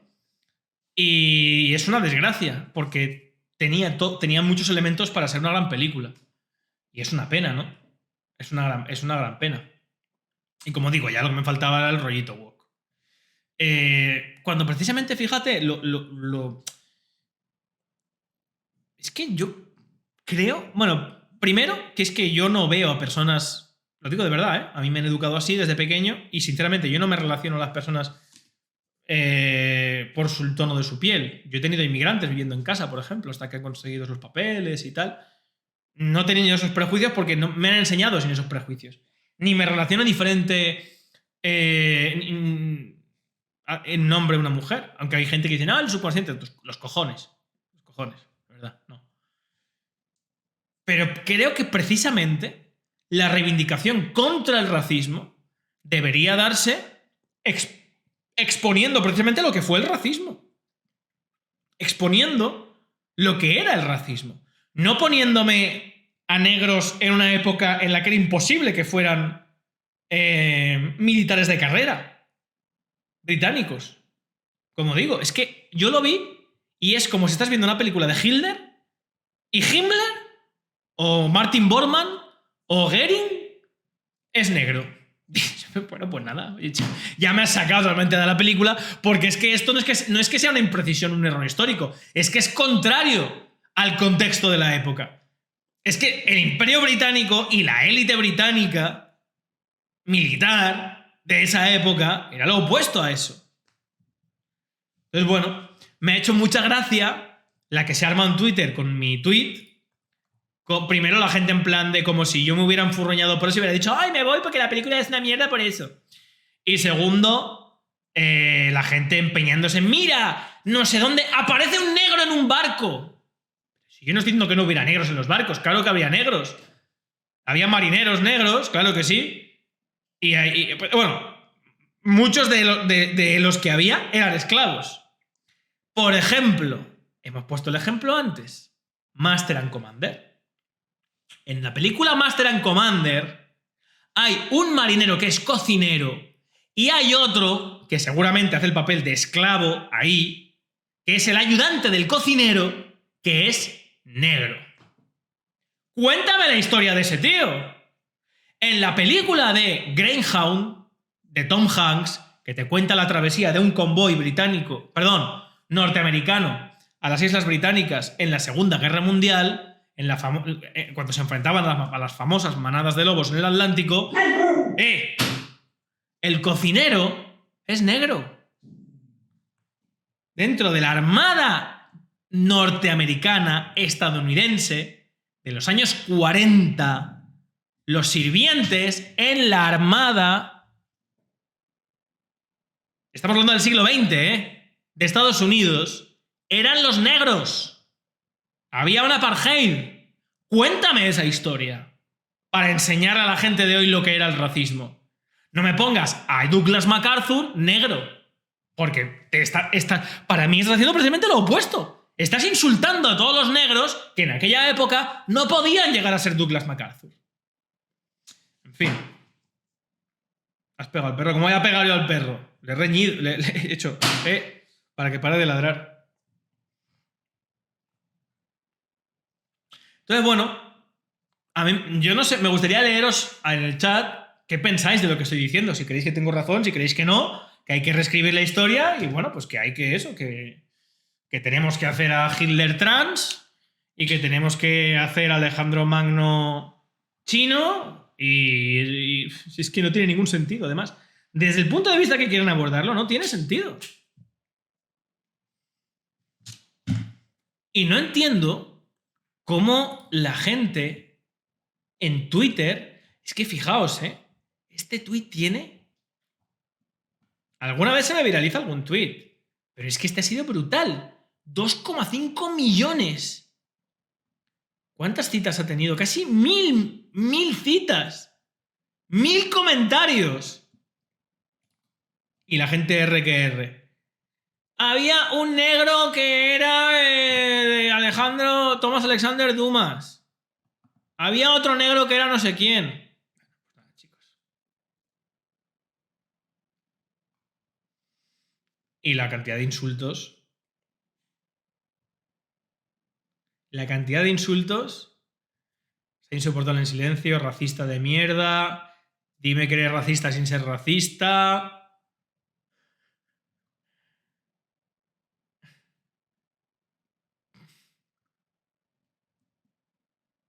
En fin.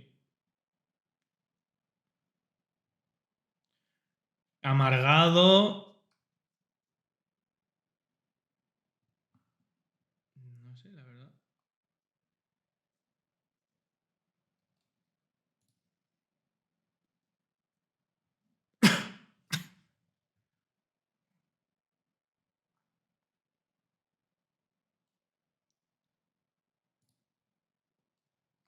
Entonces, bueno, pues nada.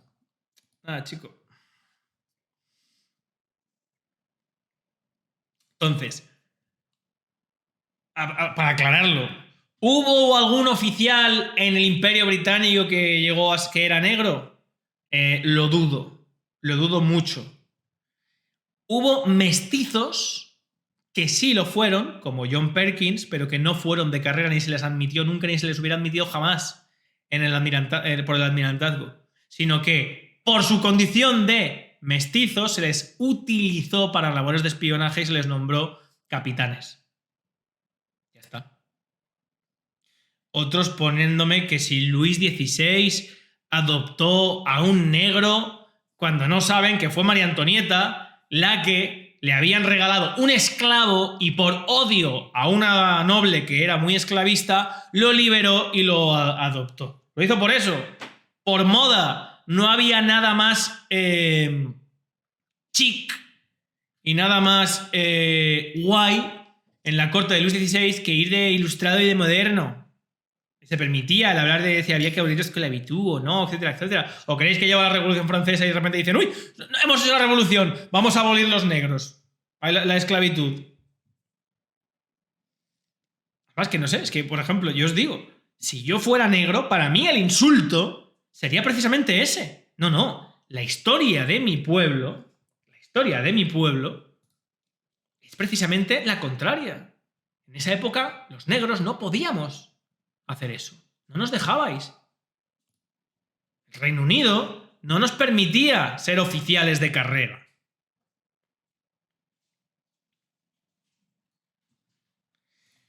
Y mira que generalmente, de hecho, generalmente, por lo de John Perkins, que me he estado documentando, los hijos de mestizos, es decir, los hijos de esclavos también eran esclavos. O sea, tú, por ejemplo, eso por ejemplo, ahí está un caso que sí que está muy estudiado, es el de Thomas Jefferson. Thomas Jefferson tuvo muchas amantes entre sus propias esclavas y tuvo varios hijos con ellas, pero eran esclavos. O sea, tú tenías una chica negra que era tu esclava, abusabas de ella o tenías una relación con ella, tenía un hijo negro o mulato o mestizo y era esclavo. A no ser que tú, por siendo la persona acaudalada y adinerada, liberaras a ese esclavo, lo adoptaras y te valías de tus influencias para, por lo menos, pudiera ganarse la vida, que fue el caso de John Perkins. Repito, un mulato, un mestizo de padre británico acaudalado que lo hizo marinero. Y era buen piloto y tuvo una muy buena formación. Por eso se sabe que su padre tenía que tener pasta. El tío sabía leer y escribir. ¿Qué marinero en aquella época sabía leer y escribir? Mucha gente lo que ponía era una X. Tenía estudios. O sea que, de verdad, yo sé que la gente que no me conoce, aparte, claro, yo tengo muchísimas críticas. A mí la gente pues imaginaos, ¿no? Toda la gente de Vox, toda la gente de Podemos, toda la gente con una sensibilidad ideológica Lo único que se dedican es a difamarme. Haga lo que haga y diga lo que diga, sacarse todas cosas de contexto y tal. Entonces mucha gente, pues es muy fácil manipularla por eso, ¿no? Pero yo no hablo de algo si previamente no lo he estudiado o tengo fundamento para hablar de algo. Pues si mañana hay una pasarela de moda y me invitan, no voy a hablar porque no tengo ni puta idea de moda, ni de corte y confección.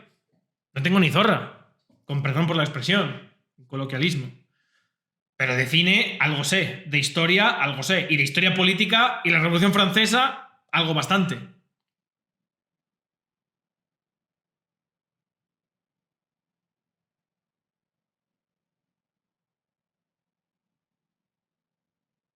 Aparte, que quiero decir, es que me hace mucha gracia.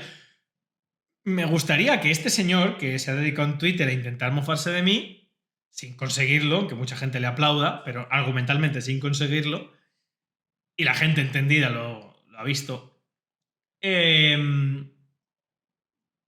a ver qué pasaría si un negro fuera al almirantazgo a solicitar ser guardia marina y a meterse en la escala de oficiales de la Royal Navy en 1815. A ver qué iba a pasar con ese negro. Lo hubieran corrido a garrotazos, lo hubieran matado. Igual que pasó, no sé si lo sabéis, esto ya lo he contado también alguna vez. Ser grande de España, hubo un tiempo en España en el que ser grande de España te permitía no descubrirte, no quitarte el sombrero ante la presencia del rey en las Cortes. Solamente aquellos diputados que eran grandes de España, tenían la grandeza de España, tenían el derecho a no quitarse el sombrero ante la presencia del rey. Bueno, un día hubo uno que no era grande de España y no se quitó el sombrero. ¿Sabéis lo que hicieron el resto, los que sí tenían derecho a quitarse el sombrero, que eran grandes de España? Con los propios bastones lo mataron a garrotazos.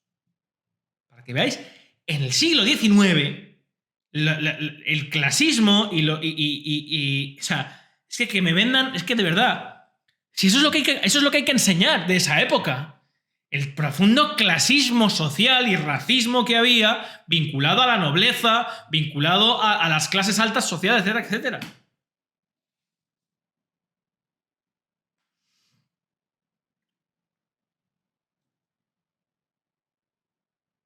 Pero claro, tú dices, no, es que un negro ahí no puede estar. ¡Racista! ¿Por qué no puede estar? ¿Por qué un negro no puede ser guardia marina en 1815? ¿Por qué no, señora? ¿Por qué no? O señor, porque los requisitos para entrar es que eso lo puede leer cualquiera. Es más, he recomendado un fantástico ensayo que tengo la suerte de tener, lo tengo en Asturias, que es este. A las órdenes de las estrellas, que es pues de uno de los fantásticos capitanes. Hemos tenido fantásticos marinos, Escaño, Mazarredo. De hecho, si hoy en día existe Estados Unidos, es en gran parte gracias a Mazarredo, un almirante español que interceptó un convoy británico camino de las colonias en la guerra de independencia de Estados Unidos, que si hubiera llegado, hubiera puesto la balanza a favor de Gran Bretaña 3-1. Y gracias a la intervención de Mazarredo, un español en el Atlántico que capturó ese envío, se mantuvo de 1-1. Si no, casi con total seguridad, no existiría Estados Unidos hoy como tal. Bueno, no se puede decir así, pero ha tenido fantásticos. Pero capitanes, como fue el del San Juan de Nepomuceno, hay esta fantástica obra que, mirad, claro, de segunda mano, es una monografía de un estudio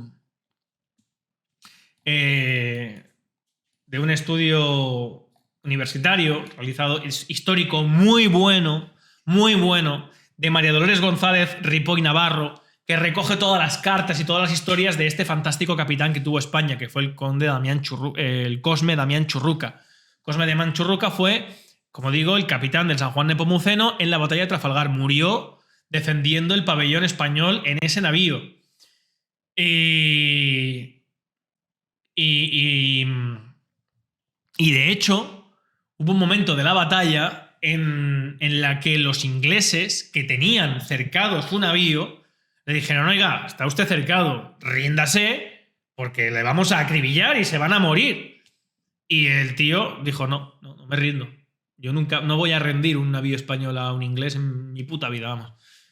Sabiendo que esa decisión le llevaba a la muerte. O sea, ese valor Yo entiendo que, claro, luego la gente se flipa con estas cosas porque ese valor, ¿dónde está ese valor hoy en día en España? Pues ya no está, se ha expirado. Lo último que existía algo parecido fue pues, la guerra civil, tanto por un bando como por otro. Pero hoy en día la sociedad española es una de las más serviles que hay, junto con Alemania y la japonesa, lo diré siempre, sociológicamente hablando. Bueno, pues esta grandísima obra, A las órdenes de las estrellas, que es una pequeña monografía, te cuenta la historia de Cosme Damián Churruca desde que es un niño. Y se llama Las órdenes de las estrellas, ¿sabéis por qué? Porque estos capitanes, estos oficiales que tenía la Armada Española y la gran mayoría de las armadas, pero precisamente, particularmente los españoles, por la tradición que habíamos tenido de conquistadores, de descubridores, etcétera, etcétera, eran personas vinculadas a la nobleza o de gente rica. No, creo recordar que Damián Churruca precisamente no era noble, pero que su padre sí que era rico y por cartas, si te recomendaba amigos de tu padre que sí que eran nobles, podías entrar como guardia marina y entrar a la carrera de oficial de la Armada Española. Que había que ser, como digo, de alta cuna. O puede que sí que fuera, hijo. Vamos a buscarlo. Cosme Damián Churruca. Es que no me acuerdo ahora mismo, hace tanto tiempo que lo leí, esto lo leí en Madrid. Juventud. Fue el cuarto hijo. Del matrimonio formado por Francisco de Churruca e Irondo, alcalde, ¿veis? Alcalde de Motrico y María Teresa de Loez de Iturriza. Y hermano de héroe de la guerra de independencia, abogado y filólogo. Nació en la casa solariega construida años antes por el almirante. Pues sí, bueno, venía también de una familia, pues eso, alcaldes, gente vinculada, pues eso, a la alta alcurnia. Es que no podía ser de otra manera. Si querías ser guardia marina tenía que ser así en esa época. Solo se aceptaba gente así. Solo se aceptaba esa gente. Porque para ser oficial había que tener una condición social de caballero. Y la condición de caballero se tenía por una cuestión sanguínea y de clase social. Un pobre no podía ser capitán de un navío de 74 cañones de línea. En esa época, la mentalidad de esa época no era esa. Y eso es lo que hay que contar, joder. Bueno, pues este libraco, esta monografía es preciosa y se llama Las órdenes de las estrellas por el trabajo tan grande que hizo Damián Cosme Churruca de cartografía, por el estudio del firmamento, de las estrellas, etcétera, etcétera. Porque los capitanes de nuestros navíos en aquella época eran auténticos sabios. Sabios. Gente que sabía matemáticas. Bueno, el propio Napoleón. El propio Napoleón tiene la innovación que tiene en el uso de la artillería al inicio de su carrera por el estudio de matemáticas. Él mismo lo dice. Y antes de ofrecerle Sieyes el consulado, el golpe de estado de Brumario, él dice que se va a dedicar a las matemáticas cuando ya lo han hecho general. El general más joven de entonces de Francia. Bueno, pues eran auténticos personas con un conocimiento de historia, de lengua, porque eran, como digo, personas de alta alcurnia, tenían una educación exquisita, sabían latín y griego, o procuraban saberlo, francés, que era entonces el idioma así de la alta sociedad. Estudiaban, pues eso, cartografía, las estrellas, los vientos, o sea, eran gente que además aportaba la biología. Pues fijaos las expediciones también que se hicieron con Darwin, ¿no? De la cual se hace una pincelada y hay un guiño con el personaje del médico en Master and Commander, ¿no? Y aquí te cuenta toda la historia de cómo, al principio, en el primer capítulo, te cuenta cómo tuvo que reunir su padre las acreditaciones de gente notable, de nobles, para que Cosme Churruca fuera aceptado como guardia marina por parte de la Armada Real, porque podrían no aceptarte. Entonces, bueno, pues eso. En fin, Yo no sé si os ha parecido entretenido, si os ha parecido que simplemente he estado rajando de la película, si os ha gustado, no os ha gustado. Espero que sí, y espero que pues haya podido daros un punto de vista enriquecedor para, para la gente que le interesen estas cosas. Y repito, termino como empecé, ¿no? Quería hablar, iba a comentar, me han pasado antes un vídeo de este pringao, pero no lo voy a comentar, porque ¿para qué? Da igual. Prefiero no contestar a nadie. Termino como empecé. El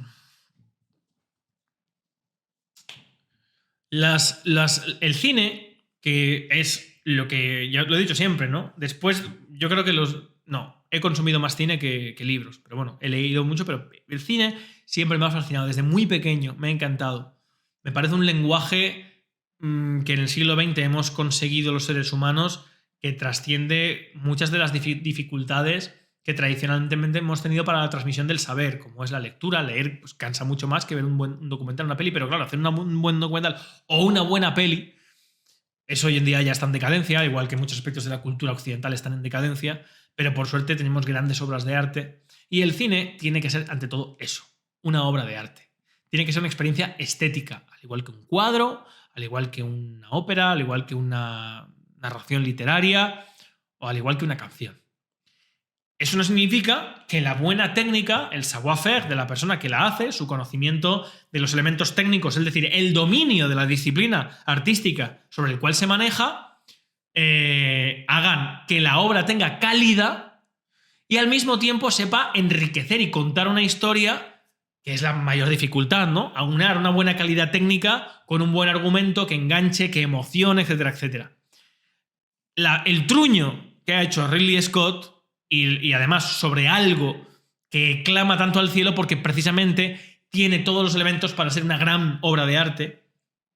Ya no digo solamente la reunión de buenos directores de fotografía, buen vestuario, buenos actores, sino la historia. La historia de Napoleón es brutal. La historia napoleónica es brutal. Los elementos y los actores secundarios, políticos, militares y personales de Napoleón son brutales. Todo eso se obvia, todo eso no aparece, ni siquiera, no es que se profundice, sino que se deja de lado, y la propia historia de los personajes que se presentan no tiene nada que ver con la principal, con la histórica, perdón. Los actores principales, Napoleón y Josefina, no tienen nada que ver con lo que se presenta. Es Joaquín Phoenix, disfrazado de Napoleón, haciendo de Joker, enseñando una cosa que no tiene nada que ver con Napoleón, y Vanessa Kirby, pues haciendo de mujer de femme fatal, muy bien, porque lo hace bien, pero ya está. Y es una decepción absoluta desde el punto de vista cinematográfico. Ya no entro desde el punto de vista histórico, como hemos podido ver, ¿no? También, desde luego, desde el punto de vista cinematográfico, deja muchísimo que desear. O sea, esto no es para que no vayáis a ver la película, a mí me da igual, yo ni gano ni pierdo con eso, simplemente, pues creo que al igual que de muchas cosas se pueden aprender, pues de esto también se puede aprender y podemos sacar valiosas lecciones. Hay cosas que hemos podido tratar, aspectos históricos que hemos podido abordar que creo que pueden ser interesantes desde el punto de vista político, que no se han contado, ¿no? Que hemos podido explicar aquí. Es que tampoco quiero hacer un directo de 90 horas, porque si luego lo quiero subir al canal secundario, la gente va a decir, este está ahí soltando la murga. Entonces, simplemente, pues eso. Para mí Napoleón es una película muy mediocre porque ni siquiera cumple los elementos básicos que requiere una película para que sea eso, una pieza artística interesante. Ya no digo una buena obra de arte, no, una pieza artística interesante. Para mí carece de interés. No creo que la vuelva a ver, sinceramente. No la he terminado de ver, porque ya sabéis que me salí del cine, pero no creo que la vuelva a ver. Y si queréis ver algo sobre Napoleón, ya os he dicho, hay una miniserie francesa del 2002, que como digo tiene también grandes actores y que está muy bien y que la podéis ver. Creo que está resubida hace poco a YouTube en 4K y que tampoco es que sea la panacea, porque también se deja mucho por el tema de los amoríos y tal. Las teleseries francesas pecan mucho de eso, pero que desde luego le pega un baño por todos los lados a lo que ha hecho Ridley Scott. Nada más. Bueno, los que os habéis suscrito, muchas gracias. Albert Troyin, gracias. Muchas gracias también a los Patreon que estén abandonados, pero es que últimamente no tengo ni un minuto de descanso. Gracias, porque estamos a día 2 y hoy o mañana llegará lo de los Patreon y de verdad que es muy cada vez más importante porque YouTube está haciendo cosas muy raras de monetizar. Tal, en fin. Blastencio, muchas gracias por suscripción Prime. Hit Mixo suscribe con Prime también, muchas gracias. Ix89 que ha regalado pues, no sé cuántas suscripciones aquí, 5 o 6 también, muchas gracias. Dan_oficial ha dado 100 bits. ¿Sabes por qué Gerard Depardieu se fue de Francia y a Rusia retrasando su pasaporte nativo francés y Putin le ofreció la nacionalidad rusa como pasaporte ruso y un apartamento de lujo? ¿Es una zona residencial? Pues no lo sé, igual tiene que ver por algo, tiene que ver con el dinero, ¿no? Ya sabéis que los artistas, pues con el tema de Hacienda, a veces también lo tienen complicado y puede ser. Yo sé que Gerard Depardieu tiene buena relación con Putin, es verdad que le expedió un pasaporte ruso, sí que lo sabía, pero no sé por qué. Puede que quizás sea por el tema de la pasta, ¿no? ¿Hablas francés y sabes leer francés? No, y tiene pecado porque mi madre es francesa además, du Bordeaux. Sí, nada, 4 cosillas, pero muy poco. Pesetas para tu canal y el ánimo, 100 bits, muchas gracias. Miguel07_Alm se suscribe con Prime, muchas gracias. Joan Miquel 3 se suscribe con nivel 1, muchas gracias. Beatriz_M se suscribe con nivel 1 también. .js se suscribe durante 11 meses ya con Prime, muchas gracias. Robert_Tito que ha regalado 2 suscripciones, muchas gracias. Despierta_Demo también se suscribe con Prime, muchas gracias. Laura_MP16 ha regalado una suscripción aquí que Ole27, muchas gracias. Oliver Bartel, John Kill, se suscriben los 2 con Prime, gracias. Javi_MG, se agradece y eso ha sido todo. Y no sé si había algo más mientras estaba agradeciendo aquí a la gente, no. Bueno, a los que estáis en... A los que estáis en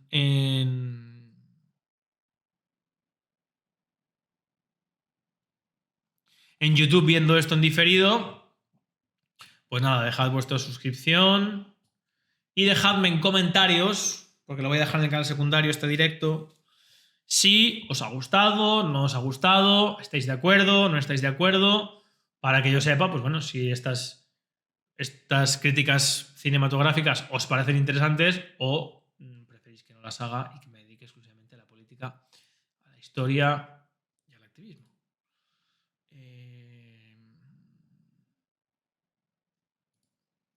Me llevamos 2 horas. Yo como que luego quiero dejarlo en el secundario, creo que lo vamos a dejar aquí. Y sí que mañana tenemos directo con Marc Vidal en el canal principal a las 10 de la noche. Vamos a hablar de las subidas de impuestos para el año 2024, que llevo avisando de ellas desde hace meses. Vamos a hablar de el pico de deuda que ha vuelto a subir, la deuda que necesitamos. Vamos a hablar de lo que el Banco Central Europeo en principio quiere, que es cerrar el grifo. Así que directo mañana a las 10, directazo con Marc Vidal, que cada vez el pobre está más solicitado y no es fácil cogerle. Pero le llevo dando la murga bastante tiempo y finalmente pues vamos a poder contar con él mañana, una buena charla a la que os invito que también os unáis, ¿no? Y vamos a ver si podemos hacer una raid por aquí antes de cerrar el directo. Y de verdad, créeme, yo sí hago esto con la finalidad de que sea enriquecedor, de que pues, dar mi punto de vista y de que sirva, ¿no? Si alguien ha aprendido algo, pues ya ha valido la pena. Y si no, pues mira, os he comentado lo que me parece que ya es bastante. Haz una raid a Radio Virgin. Venga, vamos a hacer una raid a este chico, que el otro día le hicimos la radio. La raid, venga. Os mando para allá con este chico, el otro día estaba haciendo radio. Y dadle un fuerte abrazo y un saludo de mi parte. Recordad, mañana a las 10 con Marc Vidal en el canal principal. Salud y libertad colectiva. Se os quiere.